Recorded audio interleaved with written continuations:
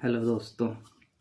तो हम लोगों ने अब तक अपने ऑर्गेनन के टाइटल पेज पढ़ लिए, प्रीफेस टू फर्स्ट एडिशन पढ़ लिया और ट्रांसलेटर प्रीफेस पढ़ लिए आर्य डर्जन सर का। ठीक है, तो हम लोगों ने पढ़ा क्या क्या इसमें देख लेते हैं। तो हम ऐसे ही पढ़ाएंगे, या हम लोग पढ़ाने से अच्छा हम यूज़ करना चाहेंगे कि कन्वर्सेशन टाइप का। ऐसा नहीं है कि हम सिर्फ वन साइडेड इंफॉर्मेशन है, हम बताया जा रहे हैं, सभी लोग सुने जा रहे हैं, ख़त्म हो गया। नहीं, हम चाहते हैं कि वीडियो के बाद मतलब कन्वर्सेशन होनी चाहिए एक तरीके से। आप लोग भी कंट्रीब्यूट करो, आप कमेंट करो, आपको जो ना समझ में आए, कोई चीज़ या आपको कोई चीज़ हमसे बेटर समझ में आ रही है तो आप लोग बता सकते हो, उससे हम भी सीखेंगे साथ में। ऐसा नहीं कि सब कुछ आता है, कुछ नहीं आता है। हम सिर्फ सिंपल टर्म में बताने की कोशिश कर रहे हैं जो हम लोग के मिसिंग लिंक होते हैं बस। तो जिसको डाउट हो, या किसी को कोई लाइन और अच्छी समझ में आ रही हो, या किसी को कोई पैराग्राफ बहुत अच्छे से आ रहा हो, वो बता सकता है। तो हम उसको अगले वीडियो में साथ में अपलोड कर देंगे, बताकर कहाँ इनका कंट्रीब्यूशन है इसमें। ठीक है, तो हम लोगों ने अब तक ये सारी चीज़ें पढ़ी। तो हम लोगों ने पढ़ा क्या क्या, थोड़ा सा रिवाइज कर लेते हैं। सबसे पहले पढ़ा था कि टाइटल पेज में फर्स्ट एडिशन में, जो ऑर्गेनल ऑफ मेडिसिन का फर्स्ट एडिशन था, उसके अंदर ग्लेड की पोएम लिखी गई थी। बट सेकेंड एडिशन से हनुमान सर ने ऑर्डर सपेरे वर्ड यूज़ कर लिया था। बट ऑर्डर sapere organon of medicine second edition में यूज़ करने से पहले हनुमान सर ने उसे what is poison, what is medicine जो आर्टिकल था उसमें उन्होंने इसे यूज़ किया था। ऑर्डर सपेरे यूज़ क्यों किया, एक ये भी अच्छा सा है। तो मतलब जैसे हम लोग गलट के पोएम नहीं पढ़ते तो उसमें लिखा नहीं है कि द ट्रूथ बी मॉर्टल नीड, एक ऐसा सच जिसे मॉर्टल मतलब जो लोग मर जाते हैं, जैसे हम लोग हैं, हम लोग हमेशा अजर अमर नहीं रहेंगे। तो एक ऐसा सच जो हमें चाहिए, उसे बहुत दिनों तक दबाया नहीं जा सकता। तो मतलब ऑर्गेनल ऑफ मेडिसिन जब फर्स्ट एडिशन लिखा तो एक तरीके से रिक्वेस्ट थी सभी फिजिशियन के लिए कि हाँ, सभी लोग अच्छी चीज़ें ऐड ना करो। बट उसके बाद उनका बहुत ज़्यादा क्रिटिसिज्म हुआ। तो उसके बाद हनीमैन सर रिक्वेस्ट के बजाय किस पर आ गए, सीधा कहने लगे कि डेयर टू बी वाइज, सच कहने के लिए हिम्मत चाहिए, हमें कहना हमेशा सच ही चाहिए, ये सारी चीज़ें। ठीक है, तो उनके बातों में कड़वाहट आ गई थी बात के समय में। और जब हम लोग चौथा या पांचवा ऑर्गेन का जब फ्री फेस पढ़ेंगे तो उसमें हमें और भी ज़्यादा क्रिटिसिज्म देखने को मिलेगा। ठीक है, तो हम लोगों ने पढ़ा कि concordance of aphorism Richard Hughes sir ने दिया था। ठीक है, जो कि ब्रिटिश जर्नल ऑफ होम्योपैथी में पब्लिश हुआ था। जो अपेंडिक्स हमें किस किस बारे में इंफॉर्मेशन देता है, तो अपेंडिक्स हमें ओरिजिन, ग्रोथ और progress of the homeopathic system के बारे में पूरी की पूरी जानकारी देता है। ठीक है, और हम लोगों ने पढ़ा था essay on the new principle for asserting the curative power of medicine 1796 में पब्लिश हुई थी। और मेडिसिन एक्सपीरियंस 1805 में, जो कि प्रिकर्सर ऑफ ऑर्गेनल होते हैं। ये ट्रांसलेटर प्रीफेस में हम लोगों ने पढ़ा था आर्य डर्जन सर का। फिर हम लोग प्रीफेस टू फर्स्ट एडिशन पढ़ा था, जिसमें टाइटल का नाम था organelle of the rational science of medicine. जहाँ पे जब सेकेंड एडिशन लिखा हनीमैन सर ने, अब हम कंटिन्यूएशन कर रहे हैं, ऑर्गेनल ऑफ मेडिसिन का जब सेकेंड एडिशन लिखा तो वहाँ पे उन्होंने ना ऑर्गेनल ऑफ हीलिंग आर्ट लिखा था, रेशनल वर्ड हटा लिया था। तो रेशनल हटाया क्यों था, तो इसका भी आंसर पता होना चाहिए। तो हुआ ये कि जैसे हनुमान सर ने जब organelle of medicine first edition लिखी तो उसके बाद रेशनल का मीनिंग होता है लॉजिकल होना। तो हनुमान सर के यूज़ करने के बाद बहुत सारे उस समय राइटर ने, सब ने अपने आप को रेशनल साइंस कहना शुरू कर दिया कि मैं भी रेशनल हूँ, मैं भी रेशनल हूँ, मैं भी रेशनल हूँ। तो हुआ हनुमान सर ने इसीलिए हटा दिया कि जब सभी कहेंगे तो होम्योपैथन भी उनके बीच में डिफरेंस क्या रह जाएगा। ठीक है, और हम लोगों ने पढ़ा था कि गलेट की पोएम थी और 271 एफोरिज्म थे पहले एडिशन में, जबकि सेकंड जो एडिशन था उसमें 318 एफोरिज्म थे। और उस बुक का जो टाइटल ना था ऑर्गेनल ऑफ हीलिंग आर्ट था, जिसके अंदर सबसे पहली बार table of the content add किया गया था। ये अच्छा क्वेश्चन है।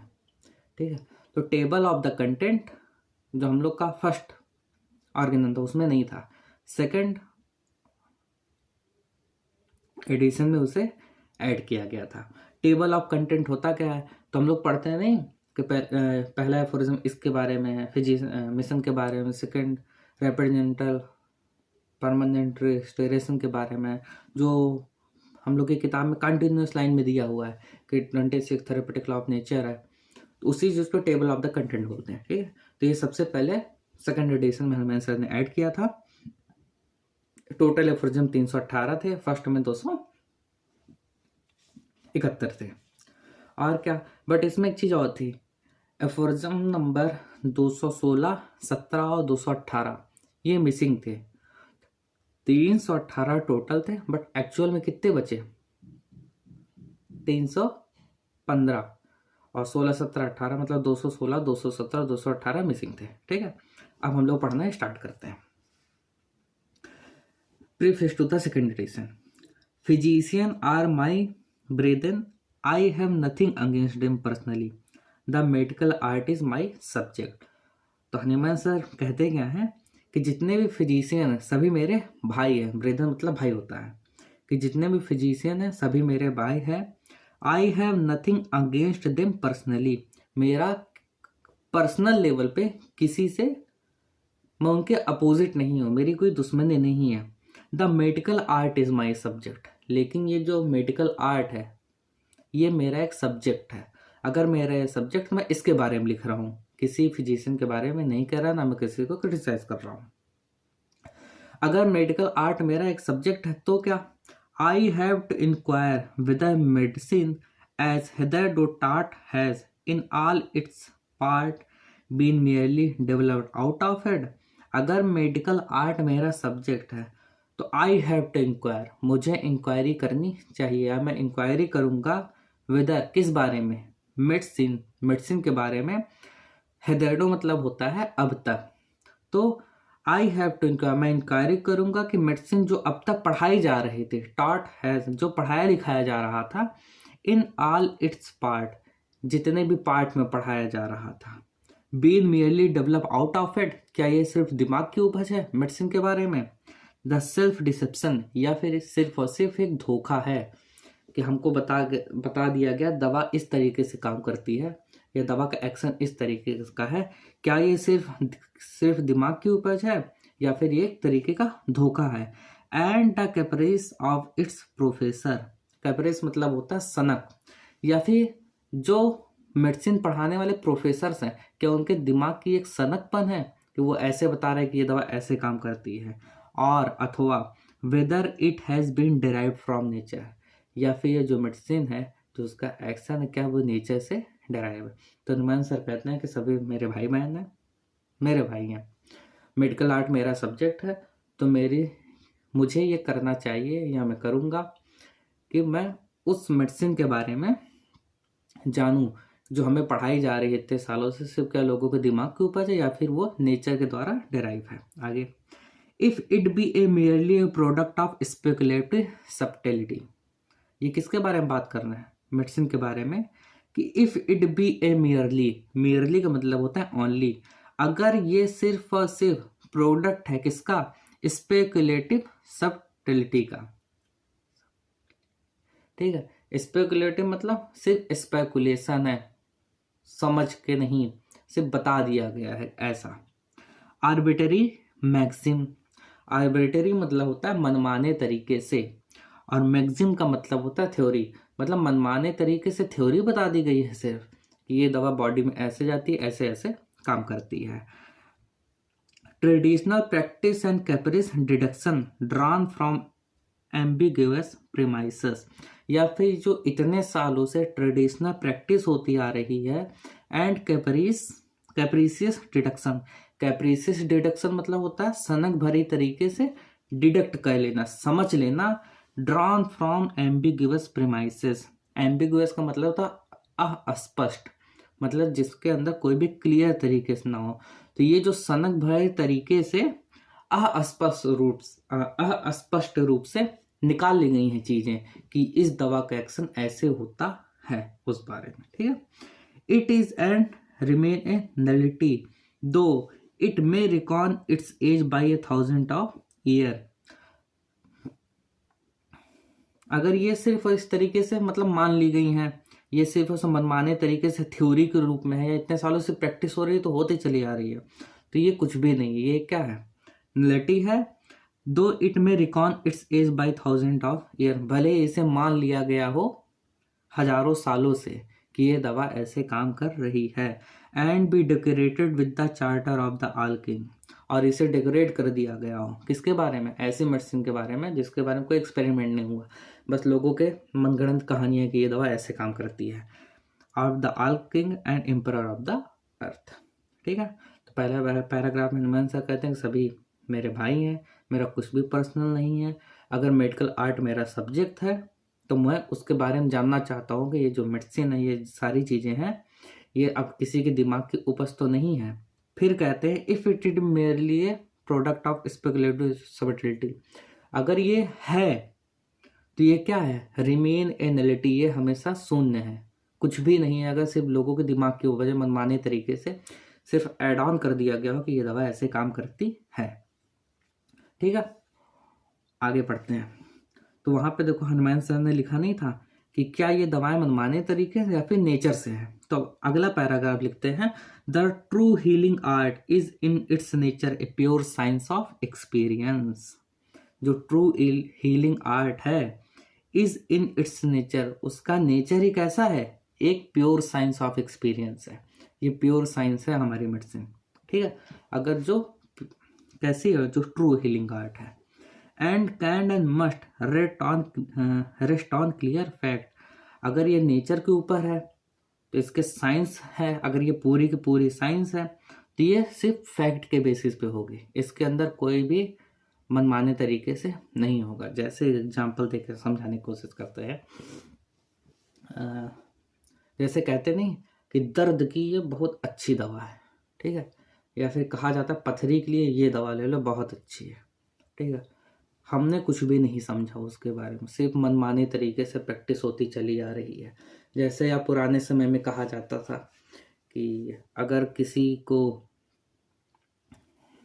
सर दर्द हो रहा है तो लोग कह देते थे कि उनके शरीर में खून ज़्यादा हो गया है, या फिर आजकल सबसे कॉमनली कहा जाता है खून गंदा हो रहा है लोगों का।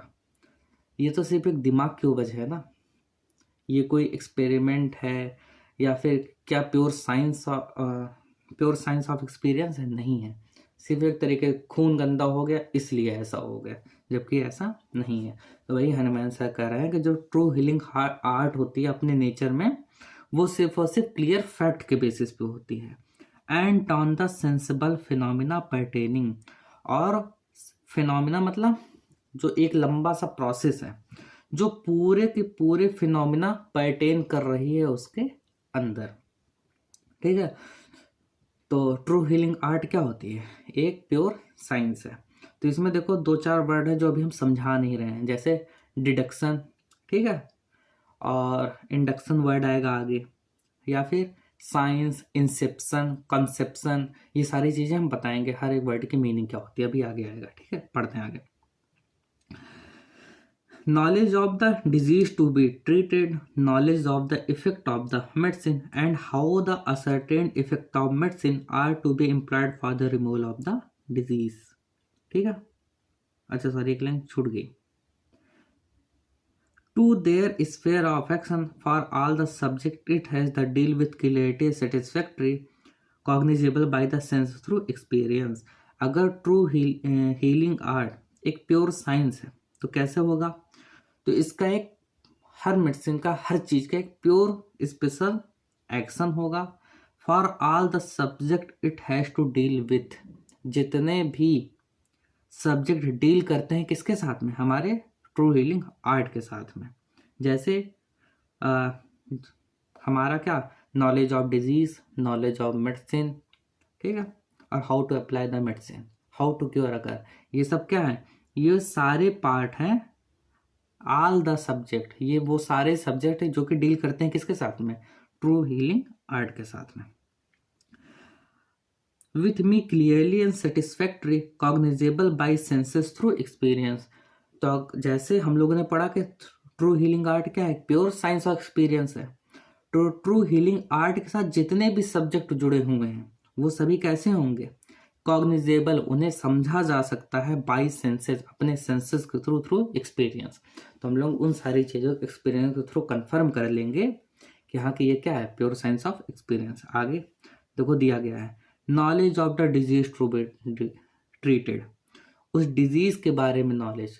तो डिजीज हमारी कैसी होगी? एक प्योर साइंस है, ठीक है, ट्रू हीलिंग आर्ट के अंदर आती है। आगे, knowledge of the effect of the medicine, medicine की जो नॉलेज होती है। आगे, and how to ascertain the effect of medicine are to be employed for the removal of the disease, और कैसे असरटेन करेंगे, कैसे समझेंगे, असरटेन का मतलब होता है समझना, कैसे समझेंगे इफेक्ट ऑफ मेडिसिन के, मेडिसिन का क्या इफेक्ट होगा जो एम्प्लॉय किया जाएगा उसे डिजीज को ठीक करने के लिए, comma all this experience alone teaches adequately, ये सारे एक्सपीरियंस अलोन, अकेले हमें एडिक्वेटली बता सकते हैं कि ये क्या है? ट्रू हीलिंग आर्ट है। सिर्फ और सिर्फ दिमाग की उपज नहीं है, मनमाने तरीके से कहानियां नहीं बताई गई हैं कि ये दवा ऐसे काम करती है। आगे, its subject can only be derive from pure experience and observation, जितने भी सब्जेक्ट हैं वो डिराइव हैं कैसे? प्योर एक्सपीरियंस एंड ऑब्जर्वेशन के through, and it dare not take a single step out of sphere of pure well observe experience and experiment, if it would be avoid become a nullity a fails, if dare not take a single step out of sphere of pure observe experience, अगर pure well observe experience है, experiment नहीं किया गया, ठीक है, इसके अंदर involvement नहीं हुआ, तो ये भी सिर्फ और सिर्फ एक क्या बन के रह जाएगा? एक तमाशा, ठीक है। फेयर्स का मतलब होता है तमाशा, मतलब एक सिर्फ और सिर्फ तमाशा बन के रह जाएगा अगर प्योर साइंस में तुम एक्सपेरिमेंट ना कर सको, किसी चीज को बार बार रिप्रूव ना कर सको। आगे, ये चीज समझ में आनी चाहिए। तो हनुमान सर ये बता रहे हैं, अपने प्रीफेस में लिख रहे हैं कि सभी लोग मेरे भाई हैं, मेरा किसी से कोई पर्सनल नहीं है, लेकिन मेडिकल आर्ट मेरा सब्जेक्ट है। तो मैं कहना चाहता हूँ कि जो भी दवाएं हैं या जो भी ये साइंस है वो सिर्फ और सिर्फ दिमाग की उपज नहीं हो सकती, जिसमें कह दिया जाए खून गंदा हो गया इसलिए तुम्हें बुखार आ गया, खून निकाल के ठीक हो जाएगा। या फिर अगर ये प्योर साइंस ऑफ एक्सपीरियंस है, प्योर साइंस है, तो इसे एक्सपीरियंस किया जाएगा लाइक फिजिक्स केमिस्ट्री। ठीक है, आगे बढ़ते हैं। But that the whole art of medicine as hitherto practice, लेकिन जो होल आर्ट ऑफ मेडिसिन है एज हेथेरोडो मतलब अब तक प्रैक्टिस की जा रही है, जो भी पूरी साइंस मतलब होल आर्ट ऑफ मेडिसिन है, मैंने कहा इसके पहले जितने भी प्रैक्टिस की जा रही थी मेडिसिन के बारे में, though it has been for want of something better, भले वो क्यों ना की जा रही हो, कुछ बेटर हो जाएगा। Practice for these 2500 year by million of physician, पिछले 2500 सालों से मिलियंस ऑफ फिजिशियन इसको प्रैक्टिस करते आ रहे हैं। Many of whom were earnest high minded man, जिनमें से बहुत सारे ऐसे थे जो कि हाई माइंडेड मैन थे। Is yet in every respect and extremely stupid, लेकिन हम कह सकते हैं वो सभी रिस्पेक्ट में क्या थे? एक स्टूपिड थे, यूजलेस थे, एंड थॉरली नल अफेयर, और वो शून्य थे, उनका कोई भी कंट्रीब्यूशन नहीं था। Is proved by following few incontrovertible consideration, और ये चीज प्रूव होगी आगे कैसे? फॉलोइंग फ्यू इनकंट्रोवर्टिबल कंसिडरेशन, इन सारी चीजों को कंसीडर करके हम इनको गलत प्रूव करेंगे, भले वो माइंडेड क्यों ना हो, बट वो क्या थे? स्टूपिड एंड यूजलेस थे। आगे, unadded reason can know nothing of itself, can evolve out of itself alone, no conception of the nature of the thing। चलो एक एक वर्ड को हम तोड़ तोड़ के पढ़ते हैं। एडेड का मतलब हो गया साथ होना, ठीक है, जैसे हम लोग कहते हैं फर्स्ट एड प्रोवाइड करो, प्राइमरी सहायता, ठीक है। तो एड का मतलब होता है हेल्प करना। अनएडेड का क्या मतलब हो गया फिर?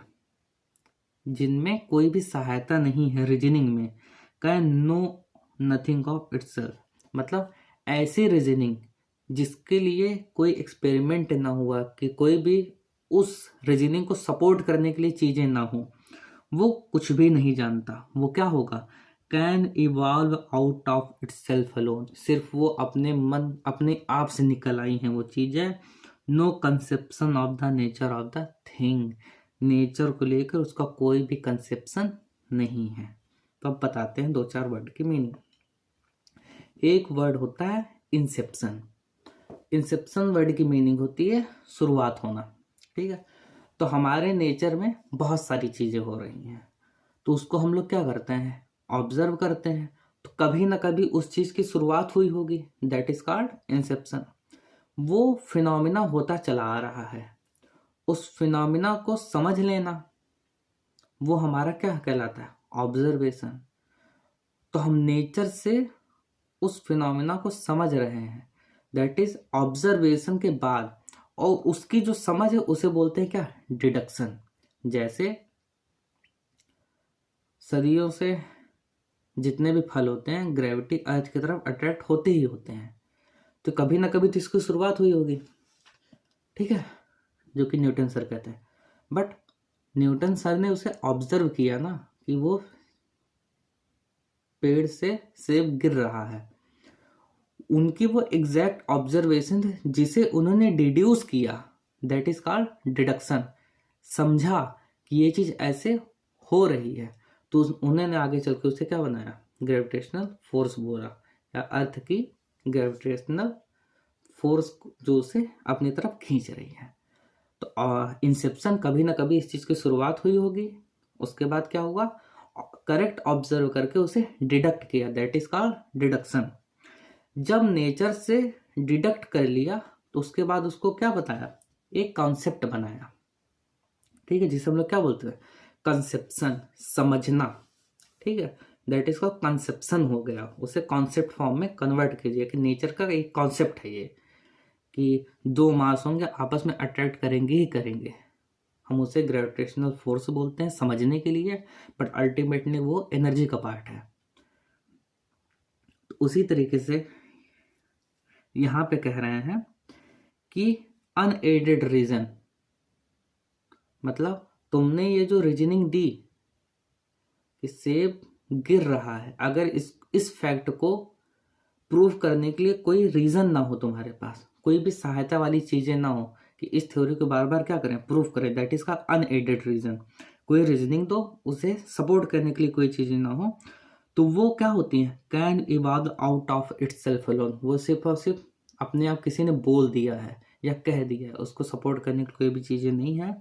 No conception of the nature of the thing, nature को उसने समझा ही नहीं है, उसके लिए कोई कॉन्सेप्ट ही नहीं बना है ऑफ कॉज एंड इफेक्ट, कि उसका कॉज क्या था या उसका इफेक्ट क्या होगा। इस वर्ड की मीनिंग सिर्फ इतनी ही है समझ में?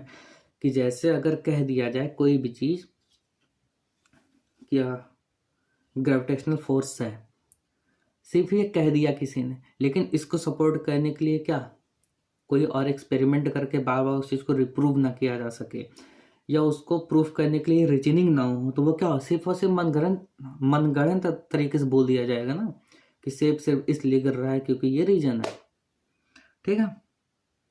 तो वो क्या होगा? No conception of the nature of the thing, मतलब नेचर को किसी ने उसको अच्छे से उसका कोई कॉन्सेप्ट बना ही नहीं है of the cause and effect, या उसका कॉज क्या हो गया, इफेक्ट क्या होगा आगे।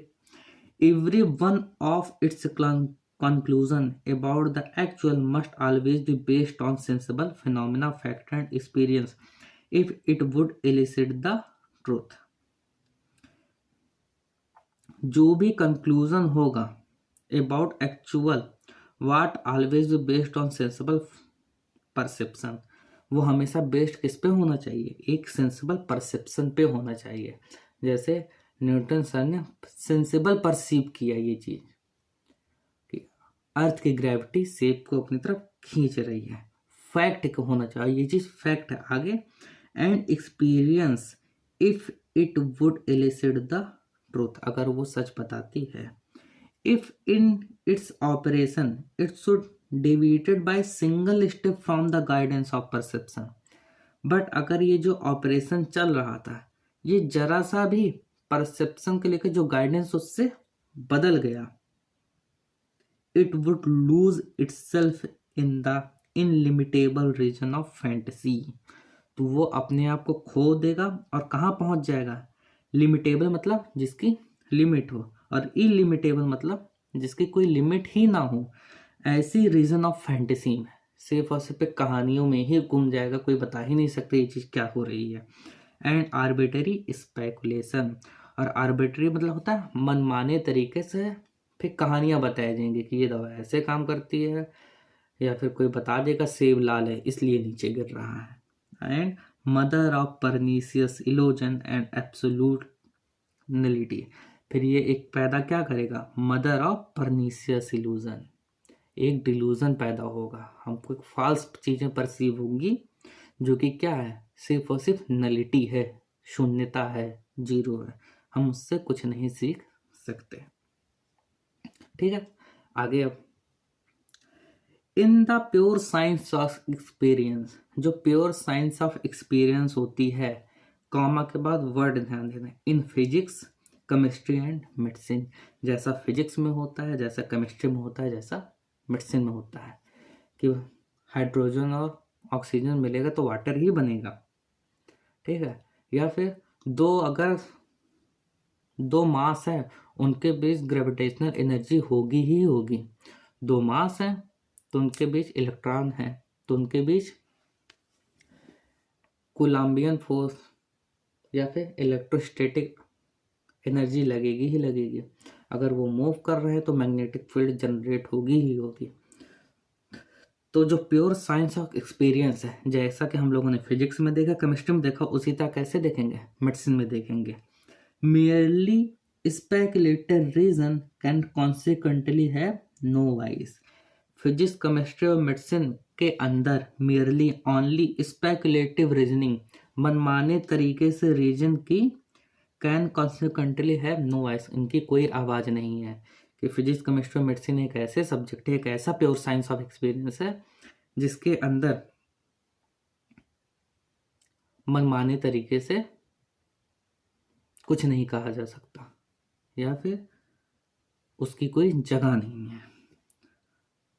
Semi column, there when it act alone it degenerate into empty speculation and fantasy and produce only hazardous hypothesis, अगर ये merely speculative reason होंगे, अगर ये अकेले काम कर रहे होंगे, it degenerate into empty speculation, ये सिर्फ और सिर्फ एक खाली चीज़ें बताएंगे, एक खाली फैंटेसी बताई जाएगी, सिर्फ एक कहानियाँ होंगी।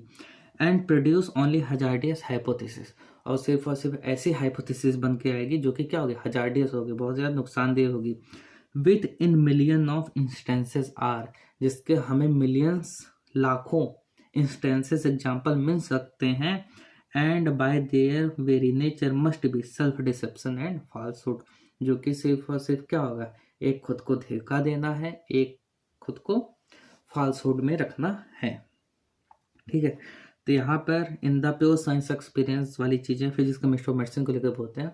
तो फॉर एग्जाम्पल नंबर 145 के फुटनोट में सब लोग ओपन करके देखेंगे, तो वहाँ पे हनुमान सर कहते हैं कि जो हम लोग की मेडिकल साइंस है, अगर इसको बहुत अच्छे से पढ़ा जाए तो the healing art will then come near the mathematical science in certainly, हम लोग मैथमेटिक्स की तरह बता सकते हैं कि 2+2 जैसे 4 ही होगा, उस तरीके से ये दवा देने के बाद ये इफेक्ट आएगा, हम पहले से बता सकते हैं। और ये चीज़ जब हम लोग पढ़ते हैं प्रेडिक्टिव में, तो विजय के सर भी यही चीज़ कहते हैं कि होम्योपैथी इज मैथमेटिक्स। ठीक है, तो 145 एफोरिज्म के फुट नोट में है। तो हमें जैसे फिजिक्स केमिस्ट्री में होते हैं कि उसके लॉज हैं और उस लॉज को हम बार बार प्रूव कर सकते हैं और वो कभी गलत नहीं होते हैं। ठीक है, तो उसी तरह हमारी मेडिकल साइंस भी है, हमारी मेडिसिन भी है, हमारी पूरी पूरी हीलिंग आर्ट ऐसी है कि हम लोग इसको बार बार प्रूव कर सकते हैं कि ये चीज़ ऐसी है। तो इसके लिए क्या चाहिए होगा हमें? करेक्ट नेचर से वो चीज़ हम करेक्टली उसे क्या करें, समझें, जैसे हम लोग क्या बोलते हैं, डिडक्शन। और उसी चीज़ को जो बार बार अप्लाई करते हैं, दैट इज कॉल्ड इंडक्शन। तो यही चीज़ आगे चढ़ के हम लोग स्टुअर्ट क्लॉसर के फिलॉसफी में इंडक्टिव एंड डिडक्टिव लॉजिक पढ़ते हैं। तो डिडक्टिव लॉजिक क्या होता है कि नेचर में जितनी भी चीज़ें हो रही हैं उसे क्लियरली परसीव करके समझना, दैट इज कॉल्ड नेचर से डिडक्शन। और जो चीज़ हमने समझी उसे बार बार एक्सपेरिमेंट करके उस लॉजिक को प्रूव करना, दैट इज कॉल्ड इंडक्शन। तो इसीलिए यहाँ पे किताबों में जगह जगह डिडक्शन लिखा मिलेगा, इंडक्शन लिखा मिलेगा, कंसेप्शन मिलेगा, ये सारी चीज़ें वर्ड मिलते रहते हैं। आगे पढ़ते हैं। Such has hitherto been the splendid jungling of so-called theoretical medicine. Such has hitherto, ऐसी हैं अब तक, been the splendid impressive juggling की है किसने? Therapeutic medicine से, in which a priori conception and speculative subtleties raise a number of proud school. in which जिसके अंदर a priori conception एक ऐसा कंसेप्ट है जो कि खुद से तैयार हुआ है, उसके अंदर कोई भी अनएडेड रीजनिंग नहीं है, एंड स्पेकुलेटिव सबलिटीज या फिर मनमाने तरीके से जो बताए गए हैं, raise a number of proud school, वो बहुत सारे अपने स्कूल बना लिए हैं कि ये इस चीज़ का अस्पताल है, ये इस चीज़ का अस्पताल है, ये इस चीज़ का अस्पताल है, which only so what each of their founders had dreamed about thing. और ये जितने भी स्कूल हैं ये शो करते हैं क्या, कि उनके फाउंडर ने जो ड्रीम देखा था वो सिर्फ और सिर्फ वो ड्रीम को शो करते हैं, रियलिटी उससे कोई लेना देना नहीं है। Which could not be known and which were of no use for the cure of disease. और ऐसे स्कूल का कोई भी यूज नहीं है डिजीज को ठीक करने में। आउट ऑफ दिस सबलीम सिस्टम, सबलीम का मतलब ये जो स्पेसिफिक सिस्टम है, सोअरिंग फार बियॉन्ड ऑल एक्सपीरियंस, जो कि सोअरिंग का मतलब होता है बहुत तेजी से जो चीज़ ग्रो कर जाए, राइज वेरी फास्ट, एंड सबलीम का मतलब होता है स्पेसिफिक। तो ये जो स्पेसिफिक सिस्टम था कौन सा, जिसके अंदर थ्योरेटिकल सारी चीज़ें थी, कोई भी प्रैक्टिकल नहीं थी, सिर्फ लोगों के मन गढ़ंत कहानियाँ थी कि इसका इलाज इस तरीके से किया जाता है, फार बियॉन्ड दैट एक्सपीरियंस, जो कि बहुत ही तेजी से बढ़ी थी, medical practice could obtain nothing available for actual treatment, इस तरीके से एक्चुअल ट्रीटमेंट के लिए कुछ भी नहीं मिल सकता था। सो इट परस्यूड, तो इस सिस्टम ने क्या अपनाया, परस्यूड मतलब होता है अपनाना, तो ये जो सिस्टम था जो कि बहुत तेजी से बढ़ा, लेकिन ये एक्चुअल ट्रीटमेंट कैसे करना है पेशेंट का ये नहीं सिखा सकता था।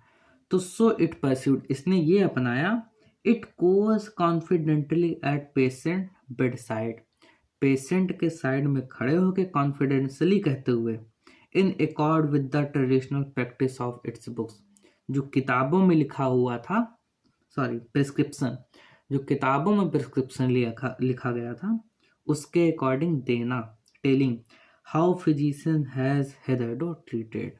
तो उन्होंने सबसे आसान तरीका अपनाया कि किताब में जो प्रिस्क्रिप्शन लिखा गया था वही क्या कर दो, प्रिस्क्रिप्शन दे दो, and in conformity with method of its practical authorities, और कह दो कि ये जितने भी चीज़ें हैं ये प्रैक्टिकल अथॉरिटीज के थ्रू आई हुई हैं, अनकंसर्न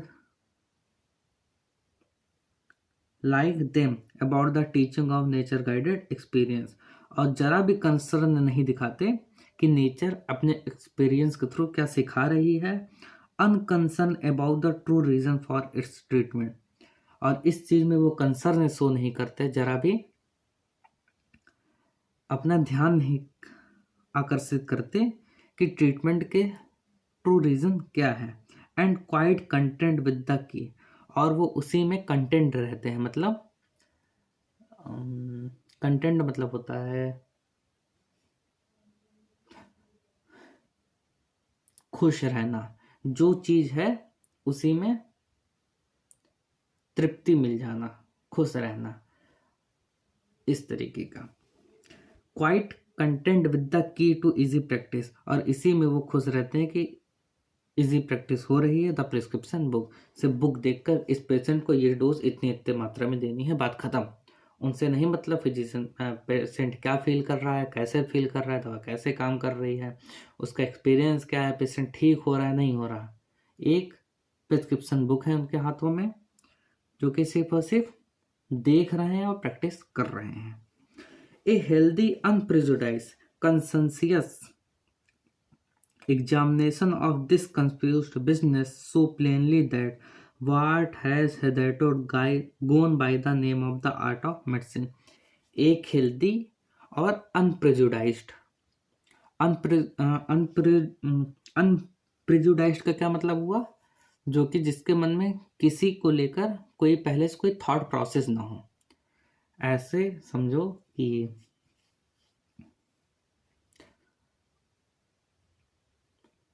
कोई दोस्त है और तुम उसके पहले ही कह दो कि ये तो बेवफा है और तुम उसको समझो ही मत। सिर्फ और सिर्फ पहले से मन में ये आ गया कि सामने वाला तो धोखा देगा ही देगा, उस तरीके का, बिना उसे समझे, बिना उस चीज को एक्सपीरियंस किए। A healthy unprejudiced conscientious examination of this confused business, ये जो कंफ्यूज बिजनेस है जिसके अंदर माइंड के अंदर से लोग बेकार के ये दवा देख कर देखो क्या होता है, ये दवा देख कर देखो क्या होता है, ये दवा देख कर देखो क्या होता है। तो ये कंफ्यूज्ड बिजनेस सो प्लेनली, ये बहुत ही प्लेनली दिखा देगा कि that what has hitherto guide by the name of the art of the medicine. तो ये जो मेडिसिन के आर्ट के नाम पर ये जो प्रैक्टिस की जा रही है कितना ही ज़्यादा क्या है, was merely A pseudo scientific fabrication. Merely मतलब ओनली, सिर्फ और सिर्फ ये एक स्यूडो साइंस बुना गया है। फैब्रिकेशन मतलब बनाया गया है, एक स्यूडो साइंस बनाया गया है जिसे remodelled from time to time, जिसकी मॉडलिंग की जाती है बार बार, to meet the prevailing fashion in medical system, जो प्रिवेल कर रहा होता है उस समय मेडिकल सिस्टम के हिसाब से उस पर क्या सिर्फ ऊपर कवर चढ़ाया जा रहा है। लाइक गलैट hat in the fable, but as regard the treatment of disease it was the same blind pernicious method.